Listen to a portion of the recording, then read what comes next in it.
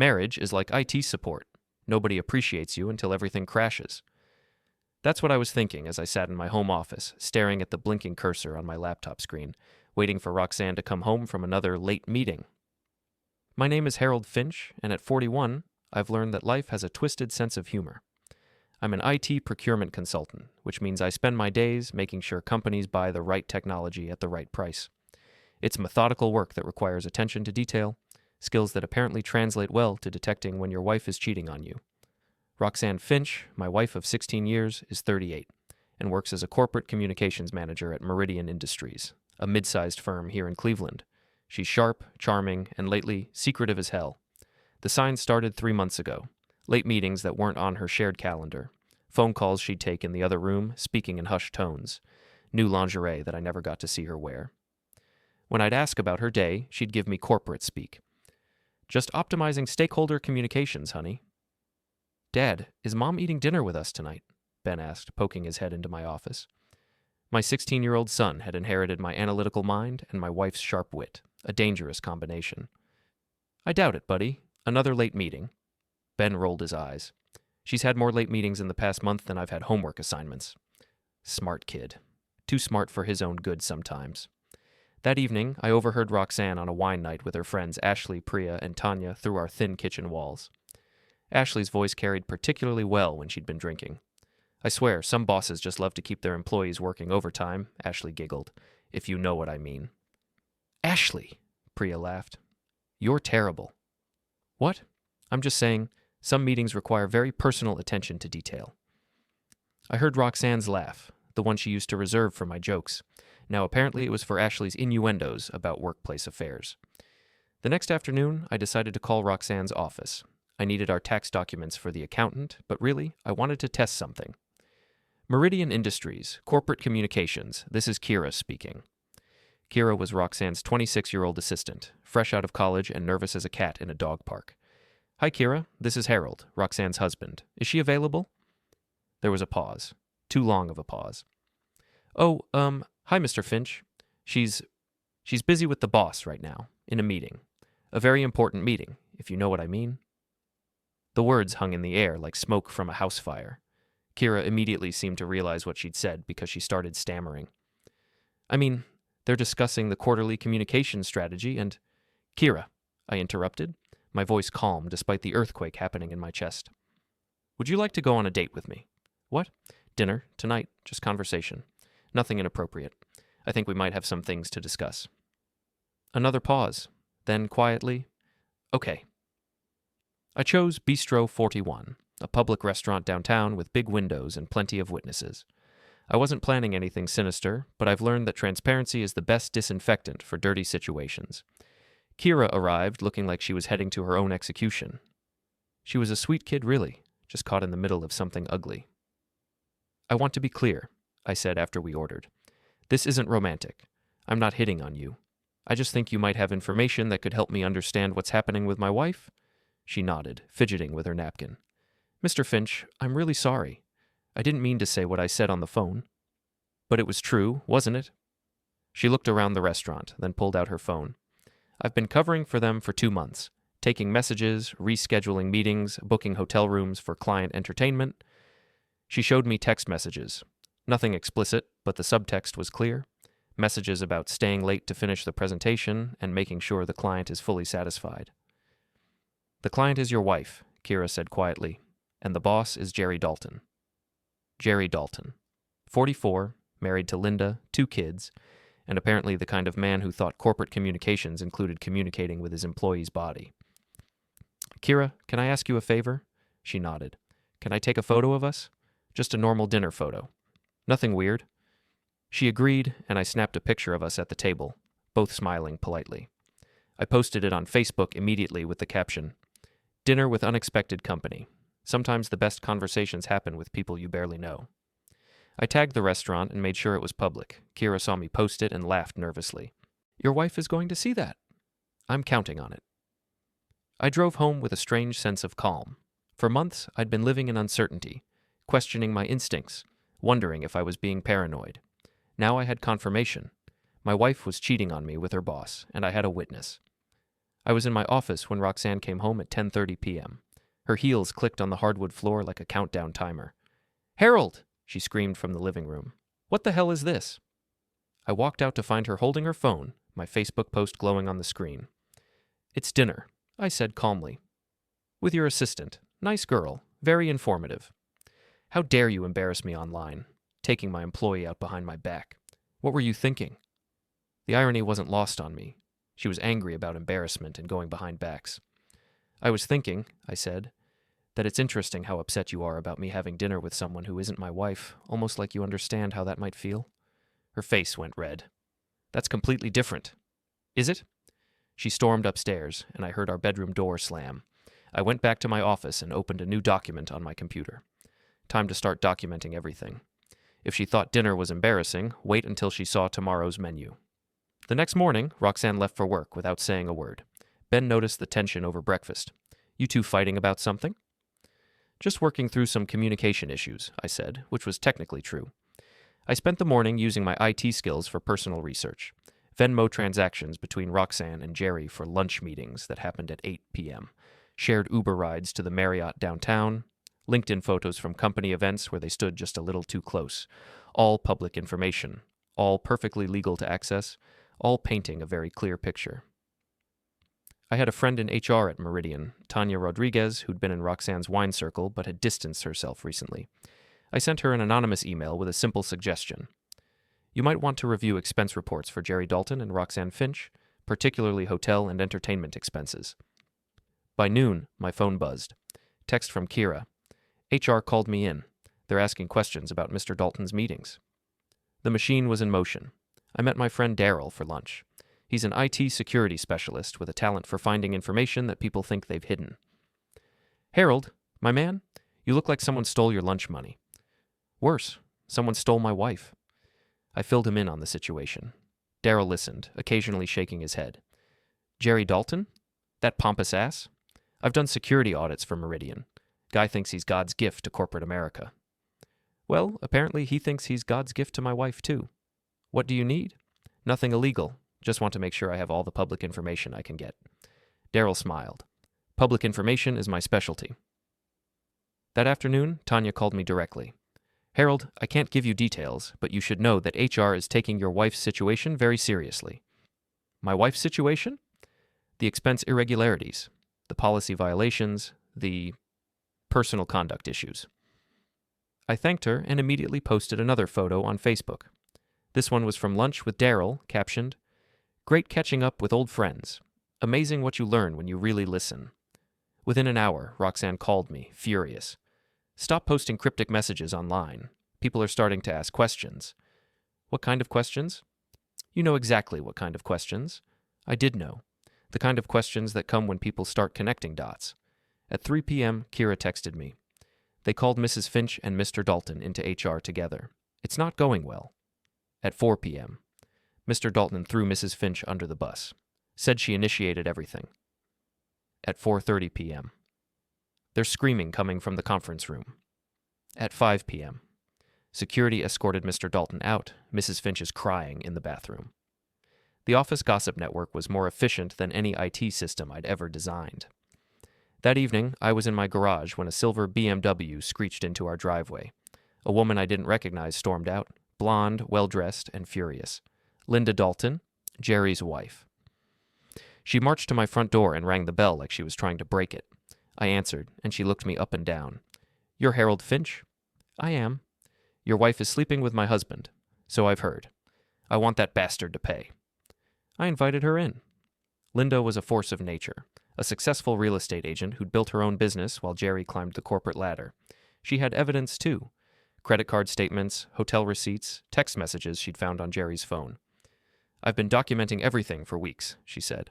"I was planning to take him to the cleaners in divorce court, but then I heard about your little dinner photo and thought maybe we could help each other." "What did you have in mind?" "Public humiliation. These two want to sneak around behind our backs. Let's make sure everyone knows exactly what kind of people they are." I liked Linda immediately. We spent 2 hours comparing notes and coordinating our approach. She had the financial evidence, I had the workplace connections, and together we had enough ammunition to destroy both of their reputations. There's a company happy hour tomorrow night at Murphy's Pub, Linda said. Jerry will be there, trying to salvage his image. Roxanne too, probably. Sounds like the perfect place for some public accountability. Linda smiled. It wasn't a nice smile. I'll bring the receipts. You bring the witnesses. After she left, I sat in my office and opened my laptop. Time to write some emails. To Daryl. Want to grab drinks tomorrow night? Murphy's Pub around 7. To Tanya. If you're free tomorrow evening, I'd love to buy you a thank you drink. To Kira. Would you like to join some friends and me for drinks tomorrow? No pressure, just thought you might enjoy getting out. To my divorce attorney, Ms. Hopewell. I think we'll have everything we need by Friday. I hit send on all of them and leaned back in my chair. Tomorrow night was going to be very interesting. Roxanne came home late again, but this time she looked like she'd been through a blender. Her makeup was smeared, her hair was disheveled, and her confidence was nowhere to be found. We need to talk, she said. Do we? Harold, I can explain everything. I'm sure you can, but I'm not sure I want to hear it. She sat down across from me, and for a moment, she looked like the woman I'd married 16 years ago. Young, vulnerable, human. It wasn't supposed to happen like this. How was it supposed to happen? I don't know, Jerry made me feel important, appreciated, like I mattered. And I didn't? She didn't answer, which was an answer in itself. Roxanne, I've spent 16 years appreciating you, supporting your career, raising our son, building a life together. If that wasn't enough, you should have told me instead of telling your boss with your body. She started crying. Real tears, not the manipulative kind she used when she wanted something. I'm sorry, Harold. I'm so sorry. I know you are. You're sorry you got caught. I stood up to leave, but she grabbed my arm. What are you going to do? I looked down at her, really looked at her, and felt nothing. No anger, no love, no hate, just emptiness. I'm going to do what I do best, Roxanne. I'm going to solve the problem. If she thought HR was bad, wait until she met the court of public opinion. Murphy's Pub was packed by the time I arrived at 7.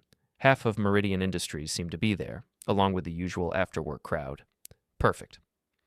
I spotted Daryl at the bar, already nursing a beer and scanning the room like a security camera. This is going to be good, he said as I approached. Define good. The kind of good that people will be talking about for months. Tanya arrived a few minutes later, looking nervous but determined.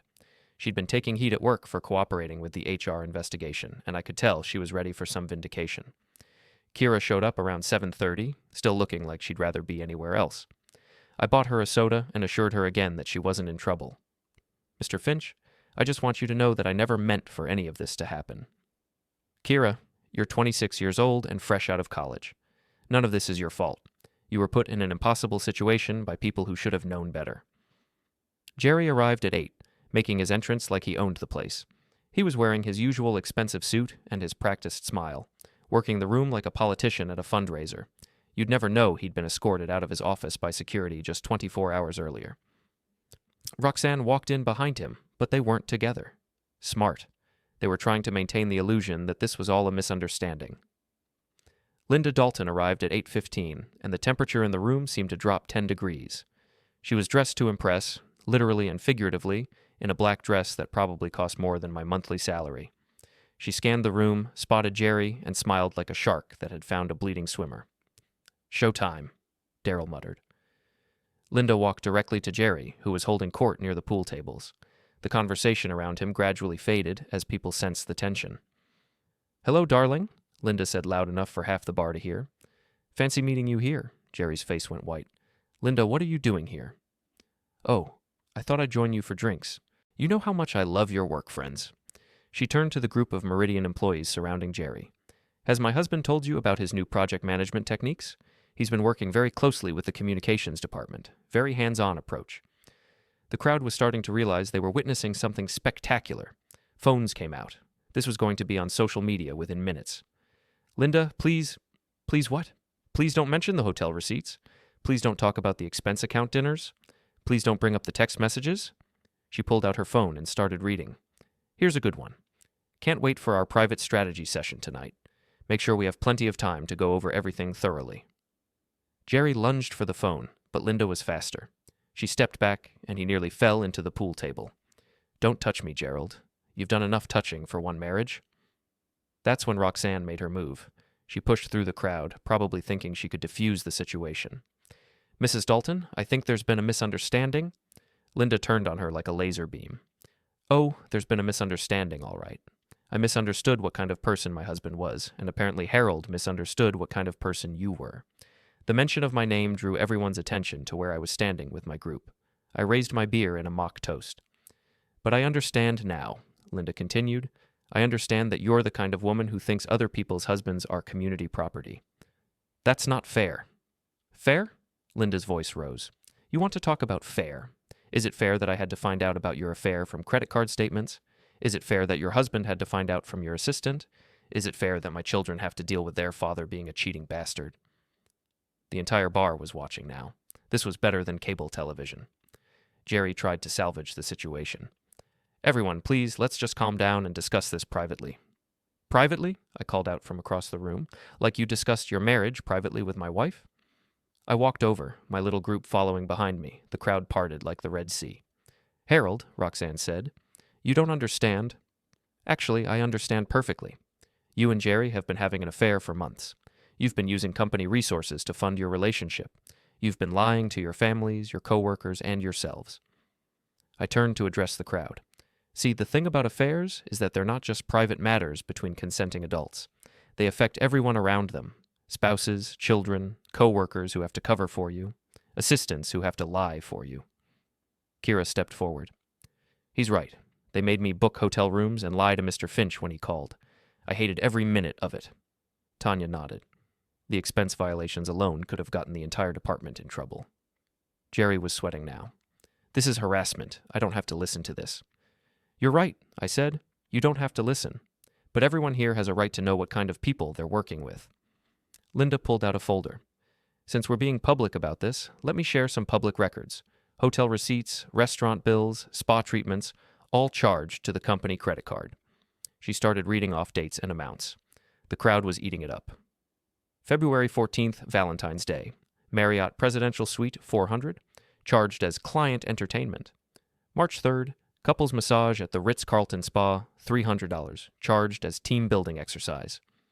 With each revelation, Jerry seemed to shrink. Roxanne looked like she wanted to disappear into the floor. "This is insane," Jerry finally exploded. "You can't humiliate us like this." "Actually," I said calmly, "we can. Because everything Linda just read is from public corporate records. Everything we're discussing happened in public spaces with company resources. You made this public when you decided to conduct your affair on the company dime." "Besides," Linda added, "you humiliated us first. We're just returning the favor." Jerry made a desperate play. "Roxanne, tell them this is all a misunderstanding." All eyes turned to my wife. This was her moment to come clean, to show some dignity, to take responsibility for her actions. Instead, she threw Jerry under the bus. "I never wanted any of this to happen. Jerry pressured me. He said he'd help my career if I was friendly. He made me feel like I didn't have a choice." The crowd gasped. Linda's jaw dropped. Even I was surprised by how quickly she turned on her lover. But Jerry wasn't going down alone. "That's a lie," he shouted. "You pursued me. You came to my office after hours. You sent me photos." "Photos?" Linda asked quietly. Dangerously quietly. Jerry realized his mistake immediately. "Not those kinds of photos, just work photos." "Gerald," Linda said, if you get home tonight, we're going to have a very long conversation about photos." The crowd was loving every minute of this. Phones were recording, people were live tweeting, and I was pretty sure someone was streaming it on Instagram. Roxanne tried one more time to salvage her dignity. "Harold, can we please discuss this privately?" "No," I said simply. "You gave up the right to privacy when you made our marriage public entertainment for your boyfriend." "He's not my boyfriend." "You're right. He's your former boyfriend, and your former boss, and soon to be your former colleague, since I doubt either of you will be employed much longer." I turned to the crowd. "Ladies and gentlemen, thank you for your attention. I hope you've learned something valuable tonight about the importance of honesty in relationships and the workplace." I started to leave, then turned back. "Oh, and Jerry, next time you want to impress a woman, try using your own money." Linda followed me toward the exit. "Harold, that was beautiful. It was necessary. What's next?" I smiled. "Now we let them try to put their lives back together while the whole city watches." As we left Murphy's pub, I could hear the buzz of conversation behind us. By tomorrow morning, everyone in Cleveland would know about Jerry and Roxanne's affair. But I wasn't done yet. Not even close. The Murphy's Pub confrontation went viral overnight. Someone had live-streamed the entire thing on TikTok, and by morning it had been viewed over 50,000 times. The comments were brutal. This is why you don't mess with IT guys. They document everything. Linda Dalton is my hero. That woman came with receipts and attitude. Poor Harold. Hope he takes them both to the cleaners. Jerry looks like a used car salesman who got caught rolling back odometers. My phone was buzzing constantly with messages from friends, family, and people I hadn't heard from in years. Everyone wanted the inside scoop. Ben found me in the kitchen, scrolling through social media on his phone. Dad, you're famous. Infamous, more likely. No, seriously, look at this. He showed me his phone. Someone had created a meme using a screenshot from the video. It showed me raising my beer in a toast with the caption, "When your cheating wife's affair becomes everyone's business, so you make it everyone's business." Your mom's not going to like that, I said. Dad, can I ask you something? Shoot. Are you and Mom getting divorced? I put down my coffee and looked at my son. He was 16, old enough to handle the truth. Yeah, buddy, we are. Good. That surprised me. Good? Dad, I'm not stupid. I've seen how she treats you. How she's been treating both of us. You deserve better. Smart kid. Definitely got that from me. Roxanne came downstairs looking like she'd been hit by a truck. Her eyes were red, her hair was a mess, and she was wearing the same clothes from yesterday. Harold, we need to talk. No, we don't. Please, I can explain. Roxanne, the entire city watched you explain last night. I think we're all caught up. She looked at Ben, who was still scrolling through his phone. Ben, honey, can you give us some privacy? Actually, Ben said without looking up, I'm good here. This affects me too. She turned back to me, desperate. Harold, I know you're angry. I'm not angry anymore. I was angry 3 months ago when I suspected. I was angry yesterday when I confirmed it. Today, I'm just done. What does that mean? It means I've filed for divorce. It means I've moved our savings into an account with only my name on it. It means I've documented everything for the lawyers. Her face went pale. You can't do that. Actually, I can, and I have. The house is in my name, has been since we bought it. The cars, mine are paid off. Yours still has payments. Good luck with that. She started crying again, but this time it felt different. More desperate. Harold, please. I made a mistake. A huge mistake. But we can work through this. No, we can't, because this wasn't a mistake. Mistakes are accidental. This was a choice, a series of choices. For months. My phone buzzed. Text from Daryl. Check Ashley's Instagram story. This is getting good. I opened Instagram and found Ashley's story. She was Roxanne's friend, part of the wine night crew, and apparently she'd decided to distance herself from the scandal. The story was a series of screenshots showing text messages between Ashley and Roxanne from the past few months. Messages where Roxanne bragged about her affair, complained about me, and asked Ashley to provide alibis for her meetings with Jerry. The final screenshot was Ashley's response. I can't be part of this anymore, Rox. What you're doing is wrong, and I won't help you lie to Harold. Looks like your friends are choosing sides, I told Roxanne. She grabbed my phone and saw the screenshots. That snake! Those were private conversations. Were they? Because they are pretty public now. She can't do this to me. Actually, she can. Just like you could have chosen not to cheat on me. Funny how choices work. Ben looked up from his phone. Mom, Ashley wasn't the only one. Priya posted something too. Priya had shared a Facebook post about the importance of loyalty in friendships, along with a photo of her, Ashley, and Tanya at dinner, conspicuously without Roxanne. The social media pile-on was brutal but efficient. Roxanne's entire social circle was publicly distancing themselves from her. Her professional reputation was destroyed. Her marriage was over. Her son was disappointed in her. She tried a different approach. What about Ben? Are you going to destroy his family over this? I didn't destroy anything, Roxanne. You did. Ben stood up. Mom, stop. Just stop. Dad didn't do anything wrong. You did. Ben, you don't understand. I understand that you cheated on Dad. I understand that you lied to us for months. I understand that you're more worried about your reputation than you are about our family. He walked over and put his hand on my shoulder. Dad's not the one who destroyed our family. Roxanne looked between us, realizing she'd lost both of us. This isn't over, Harold. Yes, it is. I'll fight you on everything. The house, the custody, the money. Go ahead. But remember, everything is documented now. Everything is public. Every lie you've told, every expense you've hidden, every time you've used our son as an excuse to meet your boyfriend. And, I continued, you'll be fighting with what money? You've been demoted at work. Your expense account has been frozen. Your credit cards are maxed out from your affair expenses. The reality was hitting her. She was broke, unemployed, and friendless. You planned this, she said quietly. No, I responded to it. There's a difference. My phone buzzed again. This time it was a news alert. A local gossip blog had picked up the story. Local corporate affair goes viral when workplace romance becomes public humiliation. The article included screenshots from the TikTok video, quotes from the Instagram stories, and even a photo of Jerry's BMW in the Meridian Industries parking lot with what looked like sugar in the gas tank. Someone vandalized Jerry's car, I told Roxanne. That's terrible. Is it? Or is it just another consequence of your choices? You did this. I was here all night. Ben can vouch for me. So can the pizza delivery guy. She stared at me, trying to figure out if I was lying. Besides, I added, I wouldn't waste good sugar on that pompous ass. Ben laughed. Actually laughed. Dad, that's terrible. But accurate. Roxanne grabbed her purse. I'm going to stay with my sister for a few days. Good idea. Give you time to figure out your next move? This isn't over, Harold. Actually, it is. You just haven't accepted it yet. She left, slamming the door behind her. Ben and I sat in the kitchen, listening to her car pull out of the driveway. Dad? Yeah? I'm proud of you. For what? For not letting her walk all over you anymore. I looked at my son, really looked at him. When had he gotten so wise? Ben, I want you to know that none of this is your fault. I know, Dad, and I want you to know that you did the right thing. My phone buzzed one more time. Text from Linda Dalton. Jerry moved out this morning, took one suitcase and his golf clubs, left everything else. Want to celebrate? I texted back. Rain check, spending the evening with my son. Good man, she replied. Let me know when you're ready for phase 2. Phase 2. I liked the sound of that.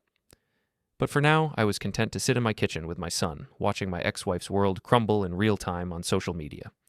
Sometimes the best revenge is just letting people see who someone really is. 2 weeks later, Roxanne was living in a studio apartment across town, working part-time at a marketing firm that paid half what Meridian had. Jerry was staying at an extended stay hotel and driving a rental car while his BMW sat in impound after the sugar incident. I thought the worst was over. I was wrong. It was a Thursday evening when Roxanne showed up at my door, but this wasn't the broken woman who'd left 2 weeks ago. This was someone desperate and dangerous. We need to talk, Harold. No, we don't. All communication goes through lawyers now. Let me in, or I'll make a scene on your front lawn. I looked past her and saw Aunt Donna, our nosy neighbor, already peeking through her curtains. The last thing I needed was another viral video. 5 minutes, I said, stepping aside. She walked into the living room like she still owned the place. I want you to call off your dogs. My dogs? Your lawyer, your HR friend, that snake Linda Dalton. They're destroying my life. You destroyed your own life. They're just documenting it. I lost my job, Harold. They fired me. You violated company policy. Actions have consequences. I can't afford my apartment. I can't afford my car payment. I can't afford anything. Maybe you should have thought about that before you started your affair. She sat down on my couch, our old couch, and for a moment she looked like the woman I'd married. Vulnerable, lost, human.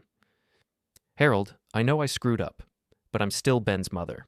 I still deserve some consideration. You deserve exactly what you've earned. What if I told you I had something that could hurt you, something that could change this whole situation? I felt a chill run down my spine. What are you talking about? What if I told people you were abusive, that you threatened me, that I was afraid for my safety? You'd be lying. Would I? Or would I just be sharing my truth about how it felt to live with someone so controlling? I stared at her, realizing I was seeing the real Roxanne for the first time. Not the cheating wife, not the desperate woman, but the manipulative person who'd been hiding underneath all along. You're threatening to make false accusations against me? I'm threatening to tell my side of the story. Your side of the story where you're the victim? I am a victim, Harold. You've systematically destroyed my life. I've systematically documented your choices. She stood up, and her whole demeanor changed. The vulnerability was gone, replaced by something cold and calculating. Here's what's going to happen. You're going to give me half of everything. The house, the savings, the investments, and you're going to do it quietly, without any more public humiliation. Or what? Or I go to the police and tell them how you've been stalking me, harassing my friends, threatening my career, how you manipulated that poor girl Kira into helping you, how you coordinated with Linda Dalton to publicly humiliate me. None of that is illegal. Maybe not, but it doesn't have to be illegal to be convincing, especially when it comes from a tearful, frightened woman who just wants to escape her controlling husband. I felt the ground shifting under my feet. This was a different kind of fight, one where the rules didn't matter and the truth was negotiable. You're bluffing. Am I? How do you think it would look if I showed up at the police station with bruises? You don't have any bruises. Yet. The implication hung in the air like poison gas. She was threatening to hurt herself and blame me for it. Roxanne, you need to leave. Now. I need an answer, Harold. Do we do this the easy way or the hard way? That's when Ben walked downstairs. He'd been doing homework in his room, but apparently he'd heard enough. Mom, what are you doing? Ben, honey, go back upstairs. The adults are talking. No. He walked into the living room and stood next to me. I heard what you said about lying to the police, about hurting yourself. Roxanne's face went white. Ben, you don't understand. I understand that you're threatening Dad. I understand that you're talking about making false police reports. I understand that you're willing to hurt yourself just to hurt him. Ben pulled out his phone. And I understand that I recorded the whole conversation. You can't do that. Actually, Ohio is a one-party consent state, and I can record any conversation I'm part of. And since this conversation is happening in my house, I'm part of it. My 16-year-old son had just outmaneuvered his mother. I was proud and terrified at the same time.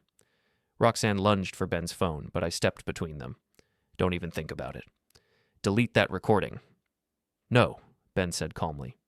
In fact, I'm uploading it to the cloud right now, just in case. Roxanne looked between us, realizing she'd lost. Again. You've turned my own son against me. You did that yourself, Ben said. Dad never said a bad word about you. Even after everything you did, he never tried to make me hate you. You did that all by yourself. She started crying, but this time it felt different. Not manipulative, not desperate, just defeated. I never meant for any of this to happen. Yes, you did, I said quietly. Maybe not the consequences, but you meant for the affair to happen. You chose it, every day, for months. I was lonely. So was I, but I didn't cheat. I felt unappreciated. So did I, but I didn't cheat. I wanted to feel special. You were special. To me, to Ben. But that wasn't enough for you. She looked around the living room, at the photos on the walls, the furniture we'd picked out together, the life we'd built. What happens now? Now you leave. You don't come back without calling first. You don't threaten me or Ben. You don't make false accusations. And you accept whatever the divorce settlement offers. And if I don't? Ben held up his phone. Then this recording goes to your lawyer, my dad's lawyer, the police, and probably TikTok. You wouldn't. Try me. She looked at her son, our son, and I saw the moment she realized she'd lost him forever. I'll see you in court, Harold. No, you won't, because you can't afford a court battle, and now you definitely can't afford to lie in court. She left without another word. Ben and I watched through the window as she got into her beat-up Honda and drove away. Dad, are you okay? I'm proud of you, Ben. That was quick thinking with the recording. I learned from the best. You always said to document everything. I never taught you to spy on your mother. You didn't have to. She taught me that herself. We sat in the living room, processing what had just happened. Dad, can I ask you something? Always. Do you think she would have really hurt herself to blame you? I thought about it. A month ago, I would have said no. But a month ago, I thought I knew who my wife was. I don't know, Ben, but I'm glad we'll never have to find out.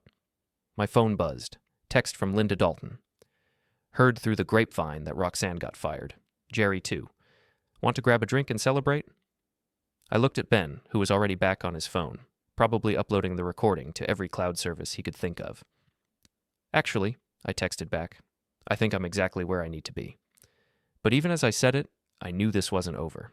Roxanne was desperate, broke, and running out of options. Desperate people do desperate things. I just hoped we were ready for whatever came next. The final confrontation came 3 weeks later, on a rainy Thursday night in October.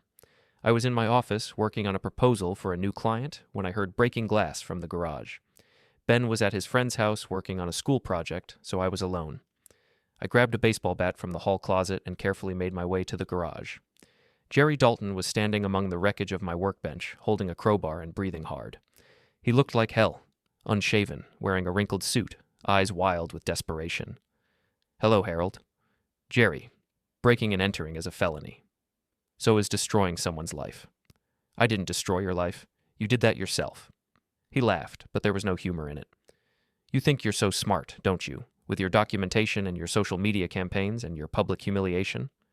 I think I'm thorough.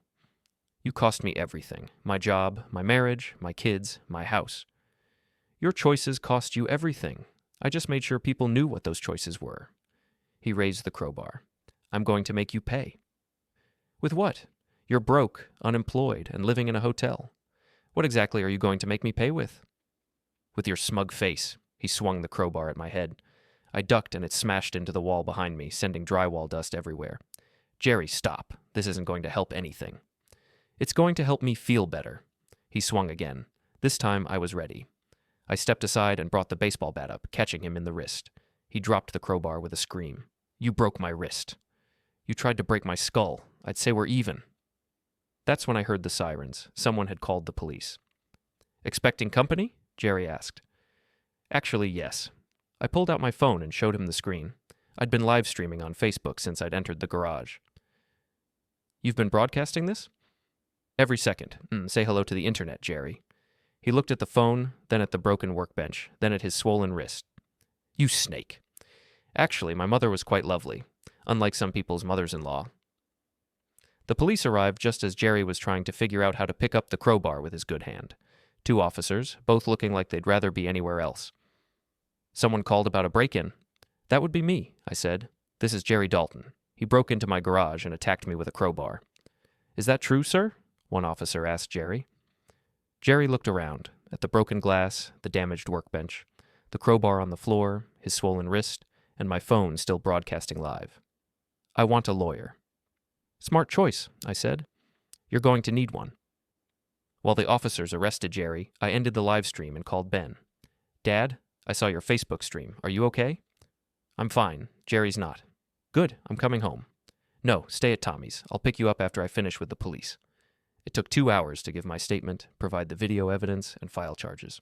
Breaking and entering, assault with a weapon, destruction of property. Jerry was looking at serious jail time. The officer taking my statement was sympathetic. "Mr. Finch, I have to ask, do you think Mr. Dalton's behavior tonight was related to the affair situation?" "Officer, I think Mr. Dalton's behavior tonight was related to Mr. Dalton being an entitled asshole who can't accept consequences for his actions." "Fair enough. We'll need you to come in tomorrow to sign the formal complaint." "Absolutely." After the police left, I sat in my garage, looking at the damage. Broken glass, destroyed workbench, holes in the drywall. It would take weeks to repair, but it was worth it. My phone was buzzing constantly with notifications from the live stream. Comments, shares, reactions. The video already had over 10,000 views. Holy shit, Harold just ended this man's whole career. Again. Jerry really thought he could intimidate an IT guy. Clearly never worked in tech. This is what happens when you mess with someone who knows how to document everything. Harold Finch is my hero. Calm, prepared, and absolutely savage. I was scrolling through the comments when Roxanne called.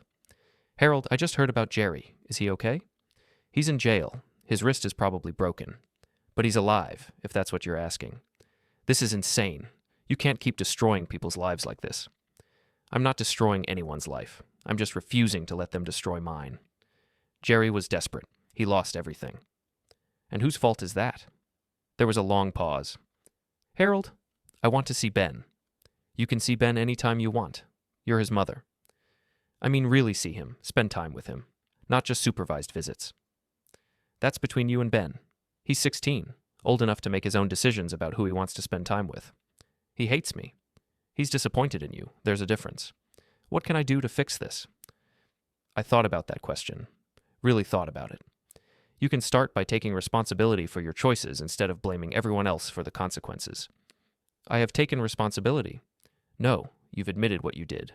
That's not the same thing as taking responsibility." "What's the difference?" Taking responsibility means accepting that you hurt people and trying to make amends, not trying to manipulate the situation to minimize your consequences. Another long pause. Harold? Yeah? I'm sorry. You're really sorry. Not sorry I got caught. Not sorry about the consequences.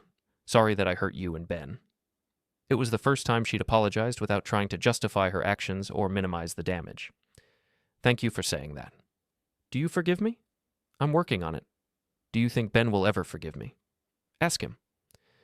After she hung up, I finished cleaning up the garage and drove to pick up Ben. He was waiting on the front porch, backpack ready. How bad is the damage? He asked as we drove home. Nothing that can't be fixed. I meant to Jerry. Oh, broken wrist, felony charges, probably jail time. So pretty bad. Good. We drove in comfortable silence for a few minutes. Dad, can I ask you something? Always. Do you think Mom will ever get her act together? I don't know, Ben. I hope so. For her sake and yours. Do you think you'll ever get back together? No. That ship has sailed, caught fire, and sunk to the bottom of the ocean. Ben laughed. Good. You deserve better. We both do. That night, I sat in my office and opened a new document. Time to start writing the next chapter of my life. A chapter without Roxanne, without drama, without betrayal. A chapter where I got to be the hero of my own story. My phone buzzed one last time. Text from Linda Dalton. Saw the live stream. Remind me never to mess with you. I texted back, smart policy. Drinks tomorrow to celebrate Jerry's arrest? Rain check. I'm having dinner with my son. Even better, you're a good man, Harold Finch. I looked around my office, my house, my life, my fresh start, and smiled. Yeah, I was.